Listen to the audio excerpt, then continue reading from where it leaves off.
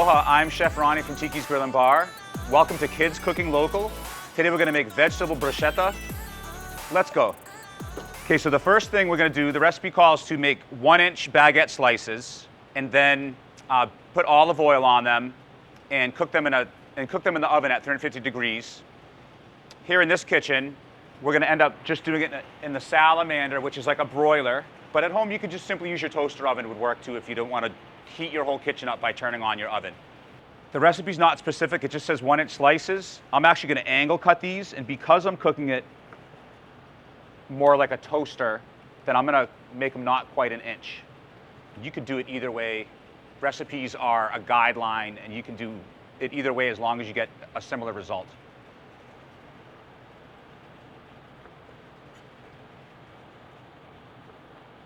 I cut them on a bias because you have more surface area. It's easier to pile stuff up on.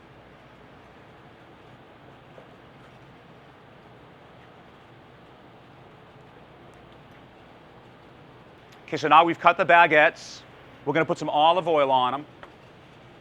And then I'm gonna cook them in our commercial salamander, which is like an incredibly powerful toaster. You could do this in a toaster oven or in an oven, like I was saying earlier. The recipe calls for an oven. It's probably the safest way. We're just going to put a little bit of olive oil on them.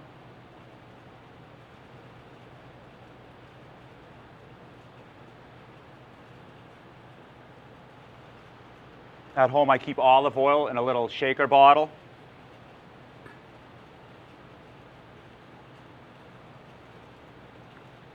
Okay, so for the rest of the ingredients, it's kind of like making a salsa or a caponata. We're going to cut all these vegetables up, add them all together with the seasonings.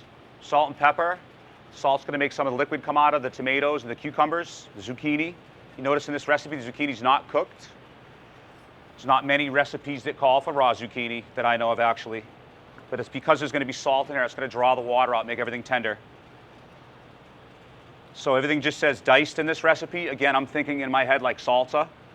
So that's essentially how I'm going to cut these things.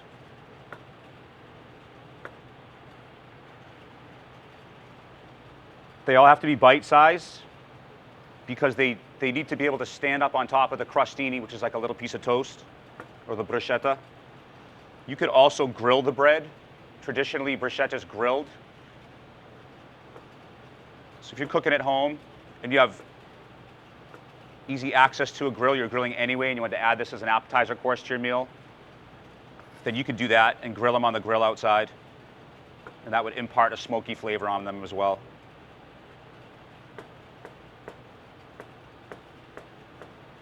On an uneven surface, always make a flat surface into whatever you're cutting.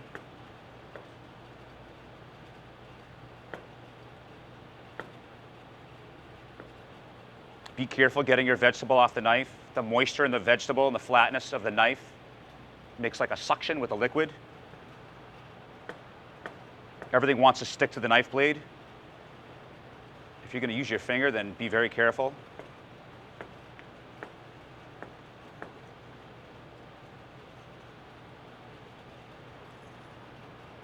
Again, I'm leaving the end piece on when I cut. I always do. That's the handle. So I'm keeping my fingers away from the blade.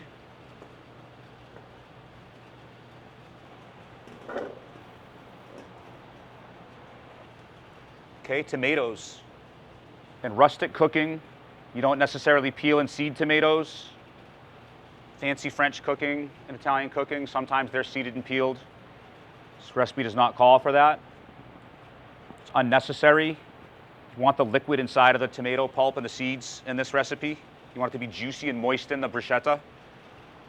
I washed these already.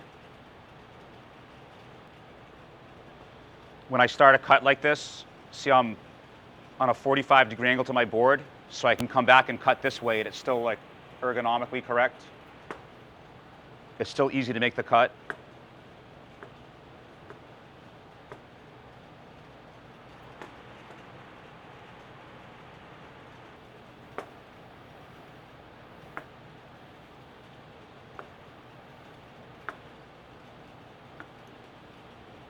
When you're shopping for tomatoes, if you're going to use them that day, certainly make sure they're ripe. Try to get vine ripened ones.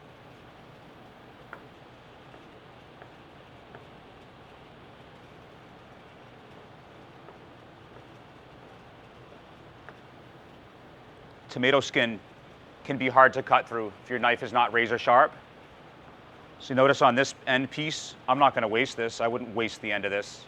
I don't want too much skin in there, so I took the very end around the core. But even this is fine with me. I would still eat it. But I'm flipping it over, not cutting through the skin side.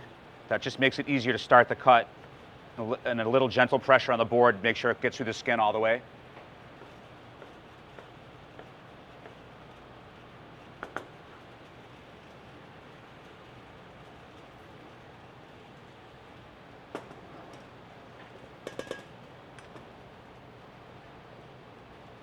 You see how this cutting board has a rubber mat underneath it? So at home, you should keep at the very least, a wet towel, something underneath your board. This recipe calls for a half a red onion. I already cut it in half. I take the very end off, peel off the undesirable layers.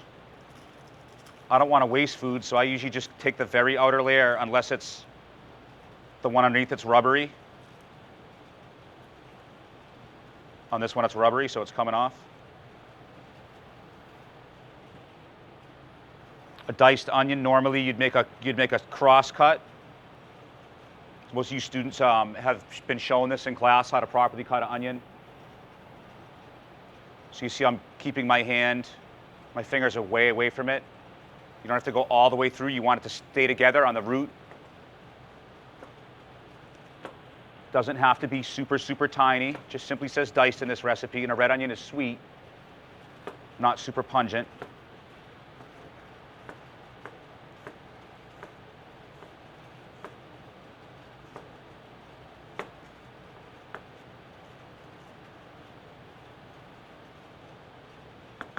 Okay, cucumber, same thing.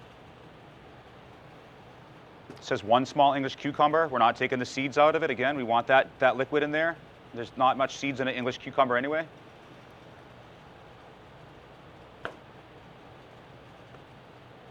This is small, so I'm just making, instead of making a flat spot, I'm just gonna make three nice even cuts and then find the flat spots.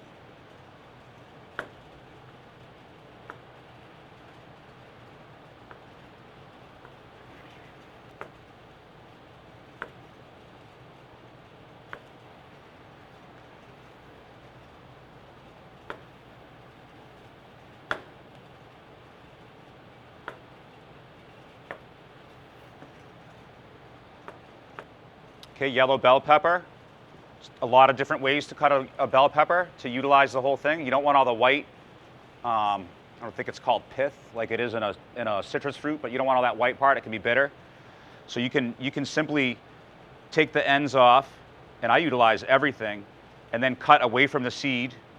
Or you can take the whole thing in half if you're doing something more rustic and you're gonna cook it. You take the whole thing out and just rip the seeds out of it and take the excess white stuff out.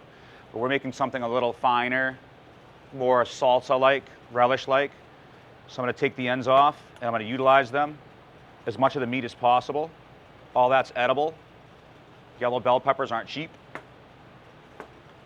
You want everything that's edible going into the dish, or at least that's how I look at it,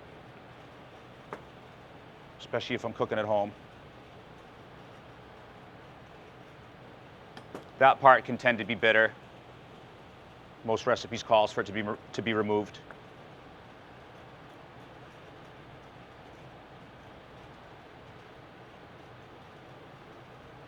When you're cutting stuff like this, if you want to make it nice, just take your time. You don't have to be really fast.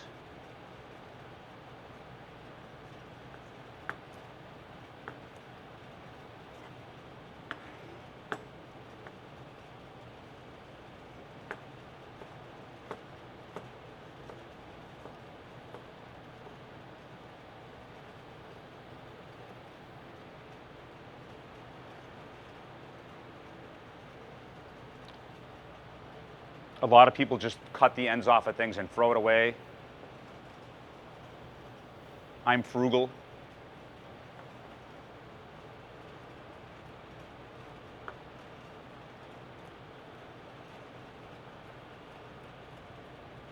Those end pieces taste exactly like that. Now that they're diced up, they look exactly the same, right? The juice and zest of a lemon. So I'm gonna not squeeze this lemon up, because I'm gonna bruise it. I just want the zest. I don't want the pith. That's bitter, that's the white part. This is a fancy microplane. If you don't have one of these, I've actually done it with a peeler. If you're really gentle and trying to get the white part, you get the peeler and then you can mince it all up. Or you can just get a zester and it runs little lines in there. But it's made to do it very shallow. See, it comes really small from this. You can barely see any of the white. It's much whiter underneath. We don't want that. The oil is in the skin, in the zest. It packs a lot of flavor.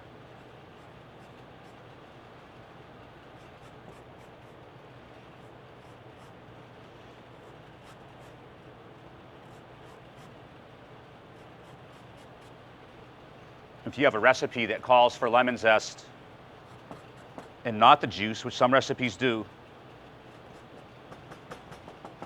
still just leave this in your refrigerator and use it for something else. Don't throw it away.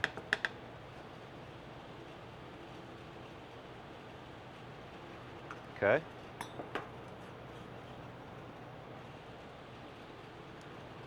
Lemon zest has an incredible amount of flavor because it's the oil. It smells wonderful.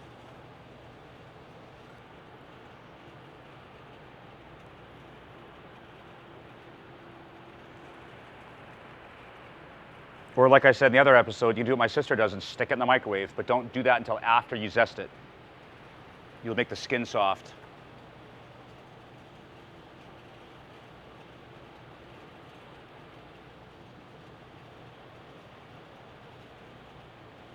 Calls for a 1/4 cup of golden raisins. That's a very Italian thing, pine nuts and raisins in something. You can just cook that with butter, garlic, and spinach. With pine nuts and raisins, it tastes fantastic. In a pasta, you could put pine nuts and raisins. This is chopped parsley. Use flat leaf Italian parsley. And like in the other episode, it was talking about chiffonade basil. So chiffonade is a very fine julienne, almost hair-like, kind of. So I took these basil leaves, minus the stems, and with a very sharp knife, I rolled up the leaves, compressing them gently, not so much as to bruise them a lot. I'm cutting on the reverse downstroke on this in this actual case. You can go in either direction. I'm comfortable doing it that way. Now we're going to mix all this up and season it. It's a 1/2 fluid ounce. I personally probably would enjoy a little bit more in there. This is garlic. It's called for a tablespoon of minced garlic, and that I pre-did. Okay. I'm going to cross-cut this chiffonade basil a tiny bit so it doesn't clump up inside.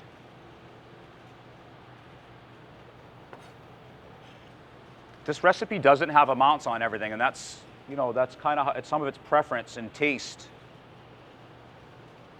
Some fresh cracked pepper. If you want it a little wetter, a little juicier, then you put a little more olive oil and vinegar in it. It's really pretty, really colorful.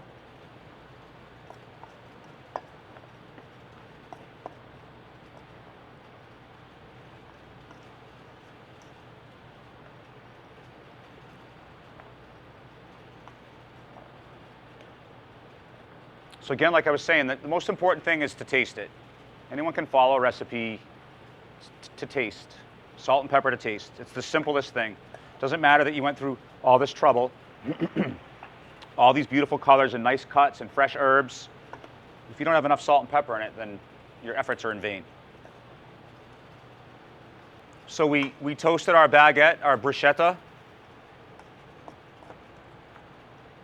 We seasoned this up. It's beautiful and it's colorful. It has all the ingredients in it. The most important thing, like I was saying earlier, is you just have to taste it at this point. It's delicious, but it needs a little more salt. There's a lot of watery vegetables in here. More of that liquid's going to keep coming out. I'm going to put a little bit more salt, a little more vinegar, a little more olive oil, and a little more pepper, right? Salt, acid, fat, everything.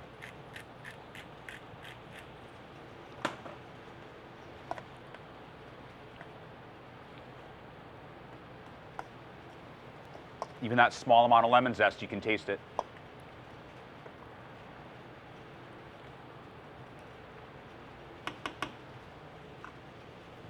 Okay. Little bruschettas.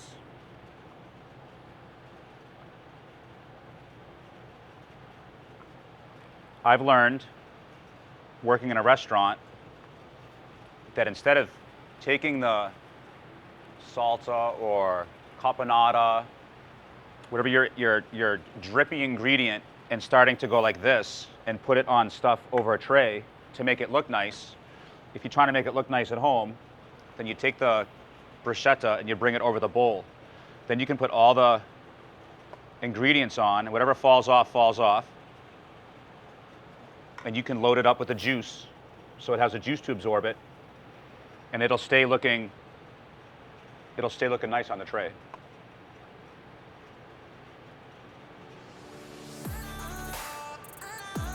Thank you for watching Kids Cooking Local.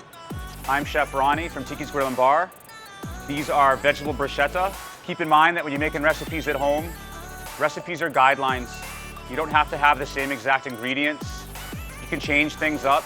Most importantly, make sure you taste everything for seasoning, salt, and pepper. Aloha.